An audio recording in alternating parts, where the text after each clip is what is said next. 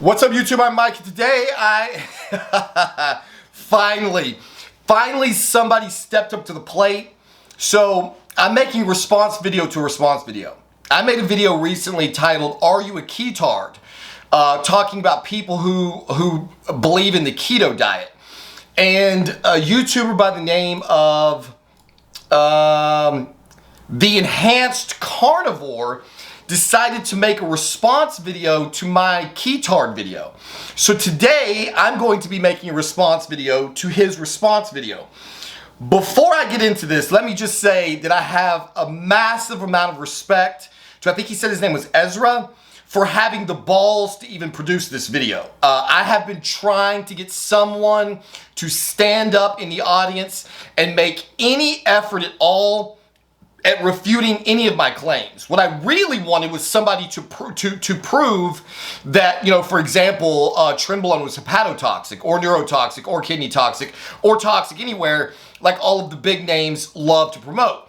Or to prove, for example, that Primobolan is a substantial AI, which I now have another friend who thought it was, who started running Primo, felt that he didn't need an AI, running it at a 1-to-1 ratio to his testosterone, and then like 3 or 4 weeks in started developing Gyno and figured out, oh shit, yeah, Primo's not a very good AI.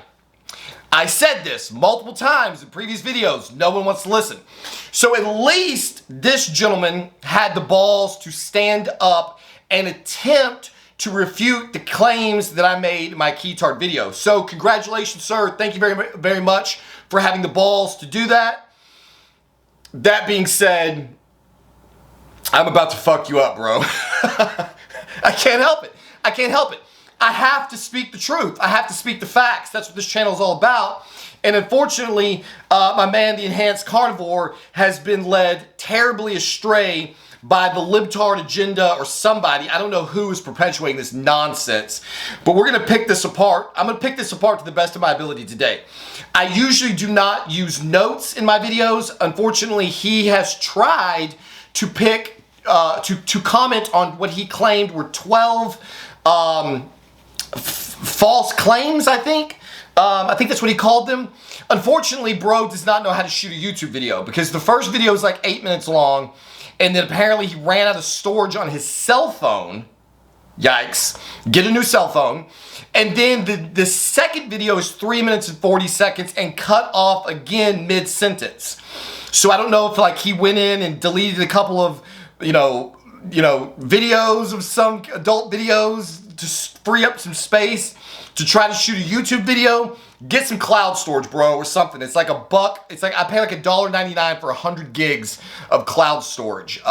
Get a NAS. Do something. You can't have all the adult content on your phone, man. It's clogging up. It's clogging up your phone. Or maybe you haven't bought a phone since you put the lighting up in your room there. I don't know. Also, I'd like to just, you know, again, I gotta be me. I know it's a shitty thing to do. Is it just me, or does the Enhanced Carnivore look just a little bit like Sloth from the Goonies? I'll put him up right here. It's almost like, in fact, it's almost like Chunk and Sloth. If they had a love child, it would be the Enhanced Carnivore. I don't know. You tell me. Am I just seeing things here? So let's go through the points that he tried to make about my video. Unfortunately, he said there were 12. I think there's like, he only managed to get to like 8 or so. But again, like I said before I get busy here, I have much respect for you for even shooting this video, even though you did it in 2 parts and you ran out of room on your memory card on your phone. At least he made an effort. At least he made an effort. So he says that he claims I am addicted to sugar and urges me to go 3 days without it. So his first claim is that if he's a ketard, I'm a carb-tard, that I am unnecessarily addicted to carbohydrates, and that he challenges me to go 3 days without ingesting carbohydrates because he makes the claim that I can't do it. And he's absolutely right. I am definitely addicted to carbohydrates in the same way that I'm addicted to oxygen. You see that? Like, to me, telling somebody, well, why don't you try going 3 days without carbs, bro? You're never gonna make it. It's like saying, why don't you try holding your breath for 30 fucking minutes? Yeah, I'm not going to make it. Because whether you like to believe this or not, my body needs carbohydrates. We're going to get to the point where he says it's the only macro you don't need in a minute. In fact, I think that's number one. So his argument is that I'm a carb-tard because I'm ingesting all these carbs, and carbs are the one macro that I don't need, and that he challenges me to go 3 days without eating that I couldn't make it. And he's absolute, there's very few things that in this entire 2.5 or whatever videos that he said that I actually agree with. One of which is that I absolutely could not go 3 days without eating carbs. Not willingly. I would never even attempt to do something that asinine and ignorant. I cannot for the life of me understand why anyone attempts this diet. But I think I had a tab up here that I lost now. Let me bring this up. His first claim is that carbs are the only macro you do not need. Now, is this true? Yes, technically, you can survive without carbohydrates. But it's not necessary, and according to the information online, it may not be sustainable. In the overwhelming majority of cases, this is not going to be sustainable. The body can get glucose from other nutrients like protein and fat to fuel itself. Low carb diets can cause tiredness, mood swings, and other issues that can affect your well-being. It is unclear what effects you will experience from a long-term diet, a long-term no-carb diet. And the no-carb diets or low-carb diets are not recommended for children, pregnant or nursing people, people with eating disorders, or people who hyporespond to cholesterol. Other reasons not to go on a low-carb diet are keto flu. When you first stop eating carbs, you might experience the keto flu, which can cause symptoms like brain fog, tiredness, and trouble sleeping. The keto flu usually lasts a week or less, but can last up to a month in extreme cases. So first of all, to make a statement like carbs are the only macro that you do not need, technically in a survival sense, he is correct. If you were out in some horrific survival situation, or like for example, you were on Alone. My wife and I have watched every single episode of Alone. And one of the really, really interesting things that you can witness on this show is a guy who is actually really, really doing, oh my God, my battery's gonna die. He was doing a really, really great job of surviving.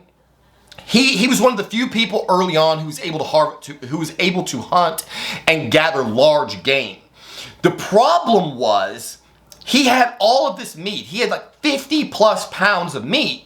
But when he stored the meat, he stored the fat along with it. He had separated the fat from the meat. And I think it was a wolverine that got up and stole all of the fat off of his meat. Or he stole all of his fat stores. So by this point in the contest, snow is on the ground. The ability to find substantial amounts of carbohydrates is about nil. He had 50 plus pounds of meat to eat, and yet he was starving to death because he had no fat. He had nothing to fuel his body with. And so even though he had a surplus of protein compared to everybody else, the vast majority of the other contestants were dying for a protein meal. This guy ended up actually having to tap out of the contest despite having been the most successful hunter there because he got robbed of all of his fat. And at that point in the game, he didn't have the energy to get enough to replace it from fish or other resources. So yes, in a situation like Alone, you could absolutely survive longer if you had substantial stores of fat and protein. Of course, I would argue that if you have access to protein, then you have access to fat. And carbs are also going to be a vital part in your survival. So this is what we find often early on in the contest, is that the survival people are subsisting on a diet high in carbs. It's one of the things they can get is carbs. One of the things they're often, in every one of these survival scenarios, it's always protein that's hard to come by in the beginning until they learn to fish or hunt or trap or whatever. But they're usually very adept at finding roots and tubers, finding kelp, finding berries, things, fruits, that typically carbohydrates are what they're able to get access to first. And then once they find meat, then comes the protein and fat with it. Now, admittedly, in these survival situations, if you had to choose only two, fat and protein would probably be the ideal circumstance in a survival situation. Okay, but this is exactly the opposite of the situation we find ourselves in life. It's certainly the opposite of the situation I find myself in. I am never struggling to survive. Again, what I am looking for is a high quality of life. I do not consider it to be a quality life having to avoid all of the carbohydrates that I enjoy ingesting and that are going to facilitate all of the other functions that I'm about to talk about in a minute. So number two, he says keto does not, the main reason that people go on keto is not because they're trying to lose fat, but because they have illnesses. He talks about epilepsy. He talks about the fact that he's on a carnivore diet, which is like extreme keto, because it's the only way he can cure his migraines. I don't know where this information came from that keto diet is good for epileptics or any of these other disorders, but one of the things that is very, very common in the diet world and is almost 100% happening with the vast majority of people who are ketards, who are dumb enough to go onto the keto diet, is that it's a whole lot of self-fulfilling prophecies. So for example, I could take just about any disease I want to come up with. I could search, does high protein diet contribute to epilepsy, and find somewhere that'll say yes, it does. Does high carb diet contribute to epilepsy? Yes. Does driving a car contribute to epilepsy? Does playing video games contribute to epilepsy? And so what we have is confirmation bias here. So you have migraines, and then you're looking for something that could cause the migraines that you're willing to fucking part with. So for me, if I look up, like I have migraines, for example, I have oral migraines. So if I type in, does a high carb diet cause oral migraine? I don't know this because I've never researched it, because I'm not willing to give up carbohydrates. I don't even know what this is about to say yet. But if the answer is conclusively yes, high carb diets cause oral migraines, and if you go keto, you will never have another oral migraine, I will still continue to eat carbs. I don't give a shit. Some research suggests that a diet high in refined sugar and processed carbohydrates may increase inflammation and make people more likely to have migraines. Okay, notice some research may suggest. Some research suggests carbohydrates may increase inflammation. And so if a person has a confirmation bias, they go, see, I got it. There's one right there. See, I told you. Carbs are causing your migraines. What if I change this to, does high fat diet cause migraines? Yes, a high fat diet may increase the risk of migraines, including migraines with aura. You see how that works? Except on the reverse, it said may. It may. Well, this does say may too. Yes, a high-fat diet may cause migraines. Yes, a high-carb diet may cause migraines. I could probably look up, does beating your meat more than 3 times a day cause migraines? Somebody's going to say yes. So when it comes to diet, the biggest problem with people trotting out one way or another is that none of these things are blanket statements for everybody. So if the enhanced carnivore over here feels like going off of carbs reduces or prevents his migraines, then what we have is a solution for the enhanced carnivore. But to turn around and tell everybody else that keto is a good idea doesn't make any logical sense. Especially when, by his own admission in his video, he said that the primary reason people go on keto is because they're sick. Well, excuse the shit out of me for not modeling my diet around a bunch of sick people. So you've got, and this is the most common denominator in all of these fad diets. The vegan diet, the keto diet, the carnivore diet, the no gluten in the diet. It's always sick people. It's always people who have a problem and they're looking for a cause. They're looking for something to blame it on. And so they blame gluten, or they blame carbs, or they blame this, or they blame that. These are often miserable fucking people to be around. I've never been around a well-adjusted, cool, normal guy who's like well-built, who like fun to be around, who was allergic to gluten. Never! It's never happened. It's always some decrepit old cat lady or some obese lady who's like, oh, I can't have gluten. Shut up. There's nothing wrong with you except your brain. This fucking, all these nonsense things is just people coming up with excuses to eat what they want to eat, to not eat what they don't want to eat, or because they cannot stop shoveling shit into their faces long enough to lose weight. Keto is a really, really great way to lose weight. There's no doubt about it. In fact, that's one of the big problems with the keto diet. The number one thing that everything that I research says is that it's not sustainable. It's not sustainable. It's a good way to potentially lose some fat, to lose some weight, but once you lose the weight and you're no longer sick, you're no longer obese, like the enhanced carnivore is saying, once you get rid of your disease, go back to a normal diet and control your caloric intake, and then you will not rebound weight gain. It has nothing to do with carbs versus fat. It never has. It is always and always will be calories in, calories out, because that's the laws of the universe, guys. That's unfortunately the way it works. I don't care how many conventions you go to, how much bullshit you read, you cannot violate the laws of thermodynamics. Calories in, calories out. If you consume fewer calories than you burn, there is a 100% chance that you are going to lose weight. And that does not matter if that's 100% protein, 100% fat, 100% carbs, 100% bleach. It doesn't matter.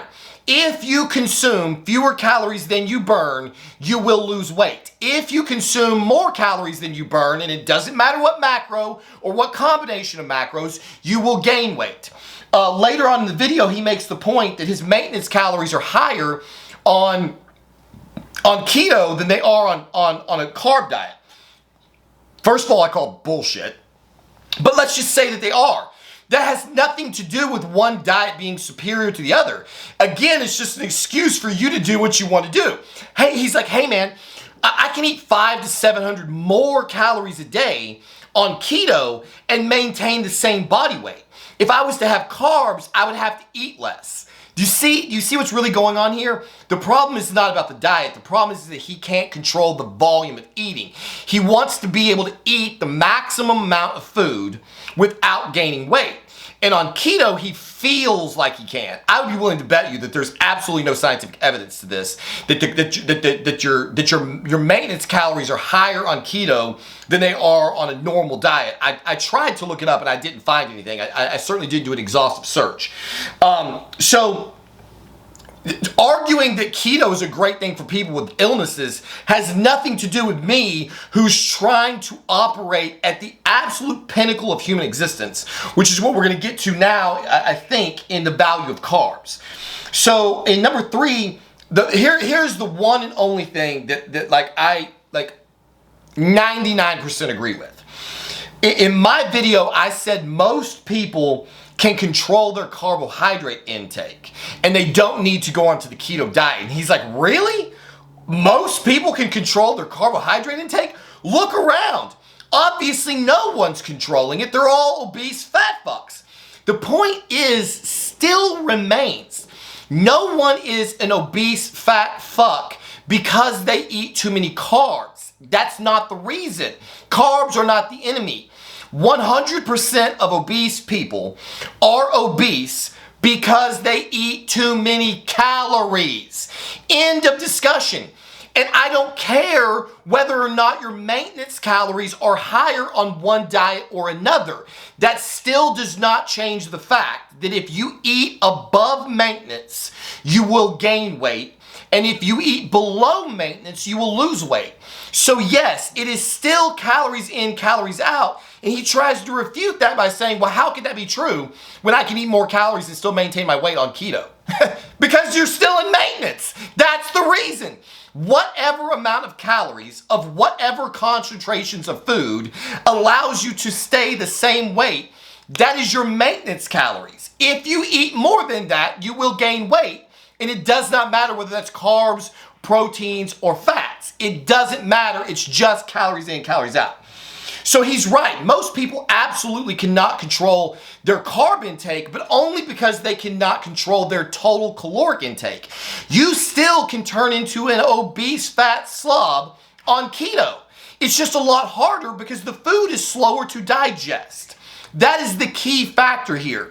The biggest reason that keto works is because while fat is an efficient source of energy, it is a slower producing one.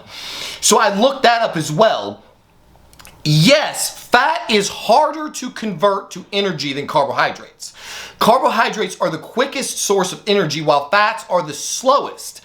Fats are more energy efficient than carbohydrates, providing 9 calories per gram compared to only 4 calories per gram from carbohydrates. But it still takes longer to produce, which is going to be an important factor when we get to why carbohydrates are essential for building muscle. So he says that a type 2 diabetic, this is of all the comments, he says that a type 2 diabetic can eat 10,000 calories a day and waste away because their body's they're so insulin insensitive that their body's not converting it to glucose. Okay, first of all, no one on earth can eat 10,000 calories a day and waste away. Again, this is to violate the laws of thermodynamics. You cannot do that. If you're eating carbohydrates and your body's not converting them to glucose and then using them, it's storing them as fat. So this is why the overwhelming majority of type 2 diabetics are obese. I have never in my life met somebody who looks like me who's a type 2 diabetic. I've never seen it. Maybe I will be the first person that I know of to become a type 2 diabetic while having six-pack abs year-round. I've just never seen that occur. The overwhelming majority of people that I know of who are type 2 diabetics are overweight. My wife and I were talking about this, and she agreed that 100% of the people that she knew of who were diagnosed with type 2 diabetes were overweight when they were diagnosed. Some of them lost the weight, and losing the weight and getting on a better diet did not cure their type 2 diabetes. But when they were diagnosed, they were all overweight. So don't tell me somebody's eating 10,000 calories a day and wasting away because they're type 2 diabetic. That is possibly the stupidest thing that may have ever come out of your mouth.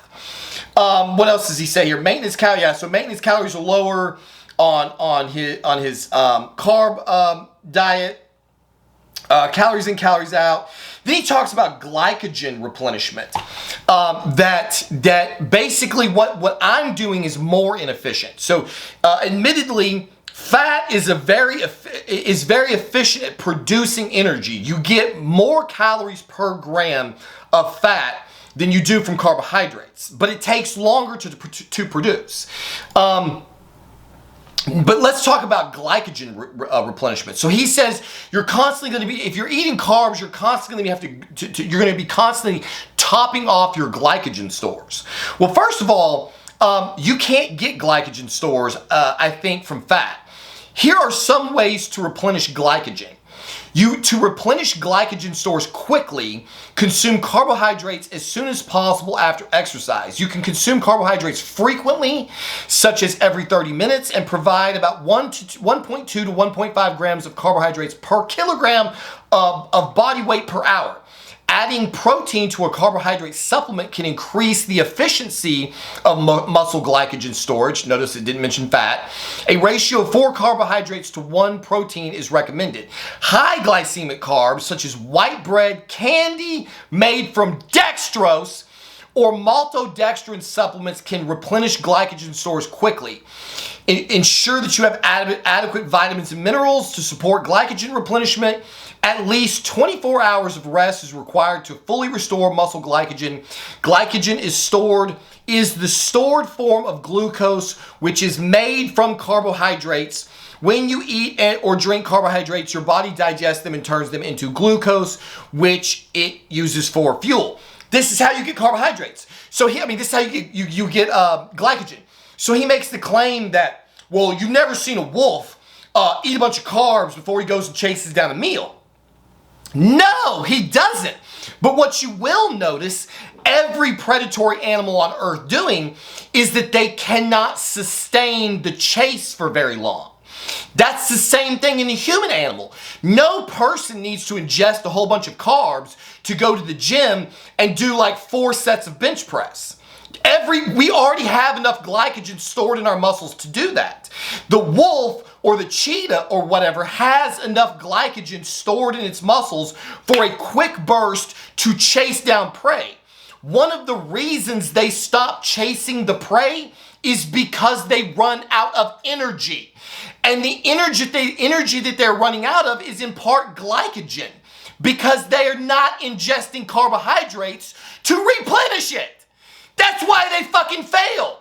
If a wolf could be running with a IV of carbohydrates, he could pursue prey for a much longer period of time because he would be constantly replenishing his energy source. This is why predators have big bursts of speed and they got to lay it down for a while and recover their energy.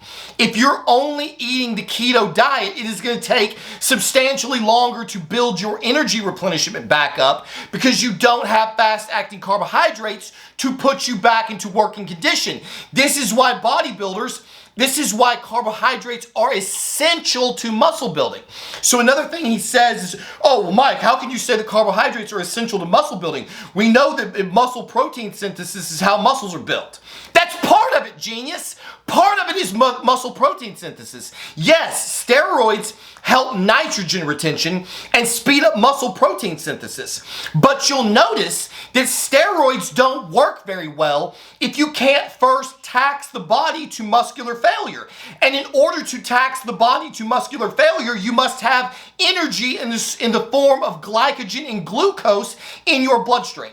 So if you only go to the gym and you do 4 sets of bench press and you go home, I don't give a shit how many steroids you take and how much muscle protein synthesis you have. If you don't first break down the muscle, you have nothing to rebuild. So the reason that carbohydrates, one of the many reasons that carbohydrates are essential to muscle building is because they are essential to the process of muscle breakdown. They are essential to giving you the energy to sufficiently injure your body through weight training and resistance training and cardio and all of the things that we do. We need the carbohydrates, we need the energy to sufficiently break down our muscle tissue so that anabolism can come along and do the work of rebuilding and making it bigger. The vast majority of the size of your muscles is glycogen.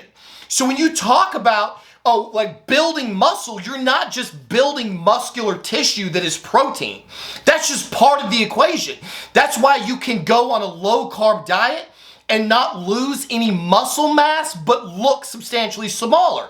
That's why I look big and puffy right now, because my muscles are saturated with glycogen. They are full of intracellular water and glycogen. And because of this, I have a much fuller look. If I start cutting and I reduce my carbohydrate intake and I lose intracellular water and glycogen stores, I did not lose the muscle fibers are not gone, but they will shrink. They will be smaller looking than they were when they were full of glycogen and intracellular water. So glycogen, carbohydrates are essential to not only building muscle, but inflating muscle, fueling muscle, maintaining muscle, and maintaining your physical health. You may think that you can get by on the keto diet, and you can absolutely get by. But you will notice that no high-performance athlete on earth is doing it on keto, because you cannot be a high-performance athlete on keto. You require fast-acting carbohydrates to rapidly replenish your glycogen stores. So he makes a bunch of other idiotic claims. I'll get to this last one in a minute, but I want to go through some of the data that I have. So while we're on glycogen, does fat replenish glycogen? So he's saying that we don't need carbohydrates, that we can build muscle without them. But as I just explained, you cannot build muscle without first tearing down muscle. And in order to sufficiently tear down muscle, you have to have enough muscular endurance to keep your body under load and tension long enough to make the micro tears that actually lead to the rebuilding process. So what about fat? No, fat does not replenish glycogen, but the body does use fat to replenish glycogen stores. After a workout or competition, the body replenishes glycogen stores through a process called gluconeogenesis. This process converts fats and proteins into glucose, which is then stored in the liver, kidneys, and muscles. The body breaks down fat for energy through processes like lipolysis and beta oxidation. However, the body cannot convert fat into glucose to a significant degree. The body breaks down carbohydrates into glucose, which is the body's preferred fuel source. The body stores unneeded glucose as glycogen in the liver and muscles. That's how you get pumped up. You intake more carbohydrates than you need, and the body converts the carbohydrates into glucose and then stores the excess glucose as glycogen in the liver and in the muscles. That's what happens when you get nice and pumped up. So you can get glucose from fat, but as I said, it's a very slow process. So if you're not going to be able to train intensely, if you are not ingesting carbohydrates before or during a workout, or even if you don't have carbs before or during a workout, then it's going to take longer for you to recover after the workout if you don't at least ingest them after the workout. So obviously you know what I'm doing. I'm ingesting carbs before, during, and after. On average, every single workout during a 1 to 1.5 hour period, I will have one 12-ounce Red Bull and one 12-ounce can of Dr. Pepper. I am currently cutting. My workouts are in the absolute toilet right now, and I'm still eating probably 400 grams of carbs a day. And I'm already feeling a substantial difference in lack of energy and the ability to dig deeper in the gym. When you do work in the gym and your body consumes the glycogen, if you do not have sufficient number of carbohydrates in your bloodstream, glucose in your bloodstream to replenish the glycogen, it will absolutely limit how much you can lift and how long you can lift and how intensely you can lift. My workouts are suffering already just from being in a cut. This is another reason that carbohydrates are essential to building muscle. It's not just about the fact that protein is stripped down of amino acids and converted into muscle tissue. Yes, that is how the muscle tissue is built. But 70+% of the muscle is not even muscle tissue. It's water and glycogen. So if you really care about looking big, then you have to have glycogen and water in your muscles.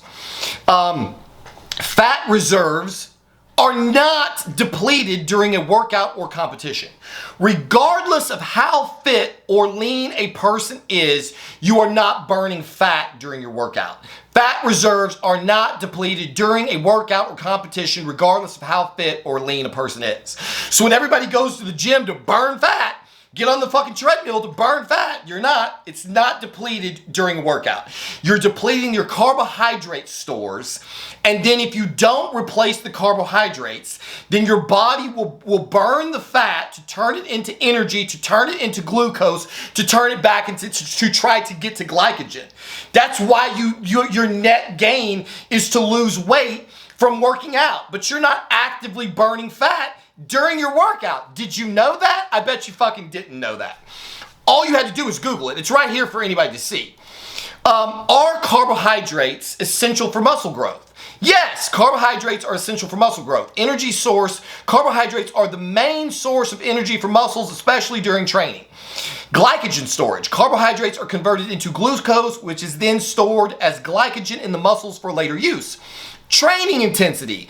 Glycogen stores fuel muscles during training, allowing for more intense training, which can indirectly increase muscle Wait, what? What did that say? Let's run that back again for those of you who don't listen. I'll say it slowly.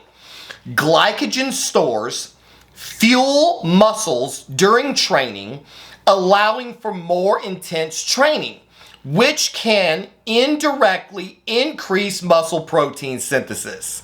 There you have it, ketard, the enhanced fucking ketard. Yes, carbohydrates are essential for building muscle because they are essential to being able to properly train and indirectly increase the muscle protein synthesis that you were so busy lauding in your video. Athletic performance. Carbohydrates are important for athletic performance and recovery. Protein and carbs, both protein and carbohydrates, are important for muscle growth, and neither is more important than the other. Let's run that back. Both protein and carbohydrates are important for muscle growth, and neither is more important than the other. Oh shit. Oh shit, there's a problem here, isn't there? What did they not mention is important for muscle growth? Fat! Fat! They didn't mention fat! Notice how they said both protein and carbohydrates are important for muscle growth, and neither is more important than the other, but they didn't say fat was important for muscle growth. Let's just look it up. Surely it's got some value, right? Is fat important for muscle growth? Yes, fats are important for muscle growth, especially for athletes. Good fats increase HDL cholesterol. Fats help with endurance. Fats can help build endurance, which is important for muscle building. Fats help absorb vitamins and minerals. But foods that are high in fat, like nuts, seeds, fatty fish, and avocado, can help increase testosterone levels. Triglycerides are found in muscles and can be used as fuel during resistance training. Wow. Oh, wait a minute. Let me not skip the last thing. A well-balanced diet that includes healthy fats, carbohydrates, and protein is important for muscle building. Let me run that back for Jack and Jane in the back of the class with the eyeballs that are about to slide off both sides of his fucking head. A well-balanced diet that includes healthy fats, carbohydrates, and protein is important for muscle building. See, no matter what you look, I could look up just about anything. Ask, is it important for muscle building? And the answer is probably yes. We already talked about these other slides here are about me proving confirmation bias. Oh yeah, the last thing that he says in the video that I really liked, well, I liked because I get a chance to make fun of it, is that humans didn't evolve to eat carbohydrates. That primitive man were all carnivores and keto. That I said that it was child abuse to restrict carbohydrates from children, which I absolutely believe it is. The volume of fun things, enjoyable things to eat, the way that food is interlaced into our entire societal structure to prevent a child from having more than 50 grams of carbs per day, to me is child abuse. I just can't even fathom that.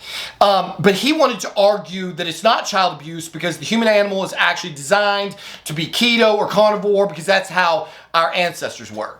So I typed in, was primitive man on keto diet?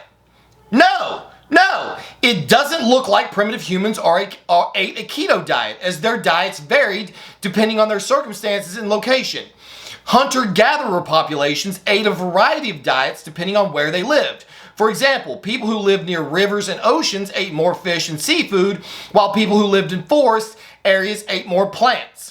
A 2021 study found that Neanderthals, depending on how you say it, and their ancestors ate starchy carbohydrates such as roots and tubers as early as 600,000 years ago.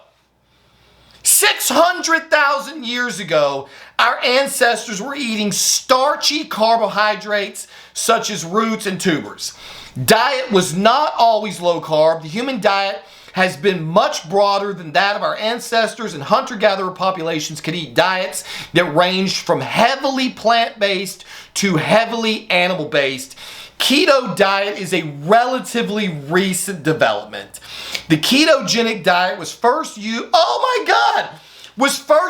to treat epilepsy in 1921 by Russell Wilder, who also termed the coin ketogenic diet. So there you can see the evidence of it right there. He was parroting that the reason that a lot of people are on keto is because they're sick. And he was right. In fact, the reason the keto diet was created was first used as a treatment for epilepsy, which he mentioned.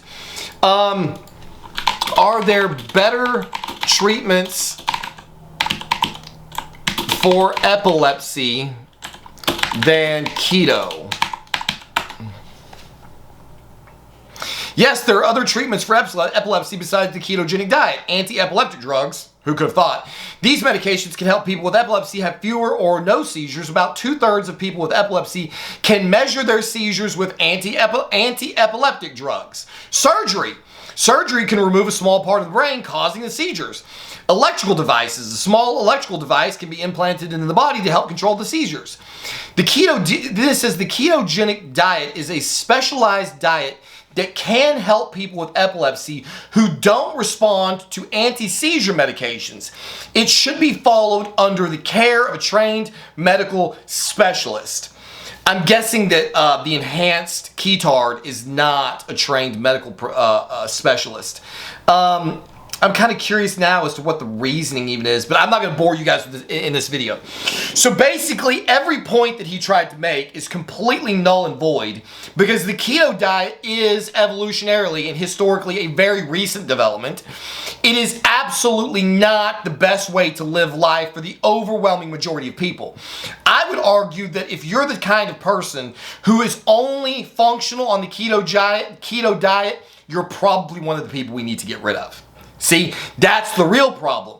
The real problem in our society is that we're running around trying to fix sick people. That should not be the objective. The objective should be helping to elevate not sick people. Let the sick people die and get out of the gene pool, and let's only worry about the normal healthy people. I do not understand why we spend so much time trying to treat disease. Let disease do its job. Disease is important. Cancer is important. Diabetes is important. All of these things are important. They thin the herd. And our herd needs thinning. If we weren't so busy trying to help all of the suffering people on Earth, we wouldn't have a planet full of suffering people because they'd all be dead. Obesity would not be a problem in our world if we actually cared about elevating the healthy and getting rid of the diseased. This is why our society is rotting and crumbling from the inside. It happens to every species of animal on planet Earth. It is the reason they put wolves back into Yellowstone. Because when you take the wolves out, the prey populations overproduce, they mutate, they start getting all inbred, they start passing on genetic deformities and diseases and illnesses, and all of a sudden the entire herd is ravaged. If you have the predators to go along and pick off the sick and diseased and slow, like the job of the predator is to pick off the fat one that can't keep up. It's to pick off the autistic one that wasn't smart enough to go get in the herd because it was like antisocial. You know, so you got the autistic fucking deer that's hanging out by himself. That's the one the fucking wolf is gonna get.